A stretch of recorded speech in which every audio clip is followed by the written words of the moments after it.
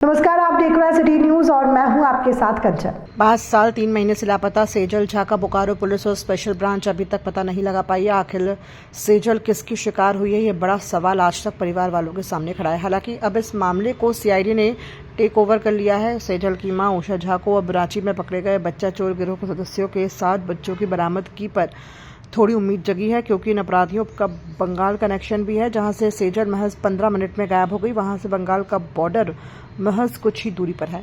सेजल की मां का कहना है कि इस गिरोह को इस सेजल के मामले से जोड़कर पुलिस को देखना चाहिए। पिंडाजोरा थाना क्षेत्र के गिरधर टांड निवासी उषा झा रामकृष्ण झा की उस वक्त 14 वर्ष की पुत्री सेजल झा 16 अक्टूबर 2020 से गायब है। ट्यूशन के लिए घर से निकली सेजल की साइकिल और किताबें सड़क पर गिरी मिली थी।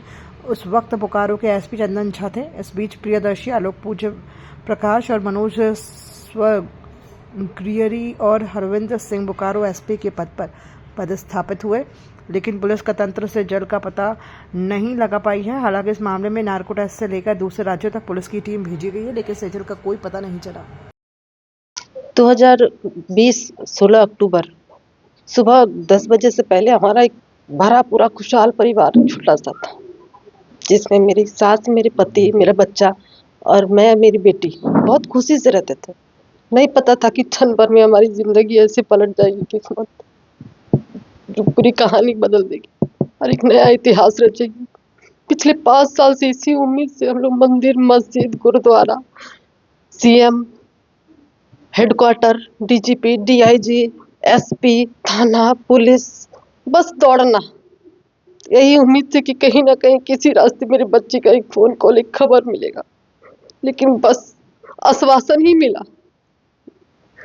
जब तक झा सर थे हमारे बोकारो में, एक उम्मीद थी जीने की, कोशिश कर रहे थे, काफी प्रयास किया था, बहुत मेहनत हुई थी, लेकिन उसके बाद तो शायद उम्मीद भी अब खोने के कगार पर है। हम लोग कहीं से कोई उम्मीद नहीं, बस आश्वासन मिलता है कि मैडम आप ही बताइए ना कि हम लोग क्या करें।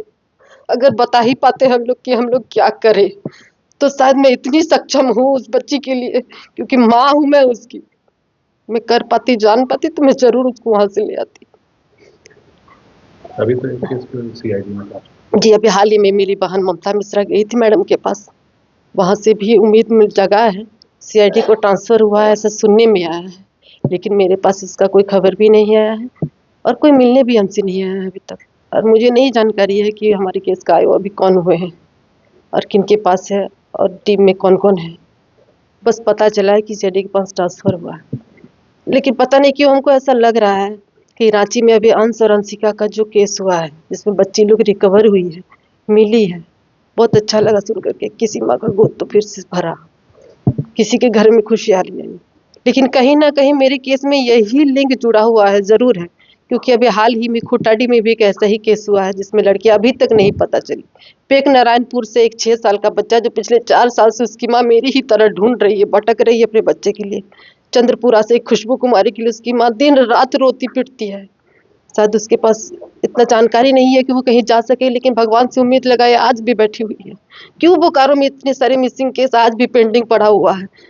मुझे मेरी जानकारी के अनुसार 14 से 15 मिसिंग केस अभी तक 2005 से लेकर के अभी तक है, जिसका कोई पता नहीं चला।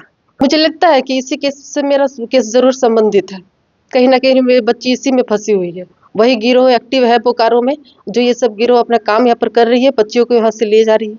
और मुझे सरकार से उम्मीद है कि इस केस को उस केस से जोड़ा जाए, उस गिरोह से जोड़ा जाए और जोड़ करके उससे मेरे केस को किया जाए, उससे खोजबीन किया जाए। क्योंकि बंगाल कनेक्शन है, बगल में बंगाल कनेक्शन है, हमारा बंगाल बॉर्डर सामने पड़ता है। यहाँ से बच्चियों को उठाकर ले जाकर के ऐसे गिरोह में दलदल में फंसा दिया जाता है बच्चियों को, जैसे बच्चे निकल नहीं पाए। मैंने पलक झपकती आपकी बेटी का है। बस कुछ ही क्षण में 15 मिनट का समय, मेरे 10:45 में मेरे घर में थी वो, उसमें उम्र और 11:15 पे 14 साल। मुझे सरकार से और हमारे प्रशासन अधिकारियों से, सभी से यही अनुरोध है कि उस केस से मेरा केस एकदम जोड़ करके देखे। कोई ना कोई गिरोह बोकारो में जरूर एक्टिव है जो ये सारे कांड कर रही हैं, और जरूर मेरी बच्ची इसी लिंक से मिलेगी। उसमें पहले भी हम लोग सेजल झा को के बरामदगी के लिए पुलिस, बोकारो पुलिस अपने स्तर से बहुत प्रयास की है। हम लोग उसमें नार्को एनालिसिस भी कराए हैं। विभिन्न छापामारी दल का गठन करके विभिन्न राज्य भी भेजा गया, केरला, बंगलोर, सभी जगह भेजा गया था। और उनकी जो परिजन है, उनकी माता है, वो स्वयं वरीय पदाधिकारी से मिली थी और उसके अनुशंसा के आलोक में इस केस को सीआईडी को भेज दिया गया है।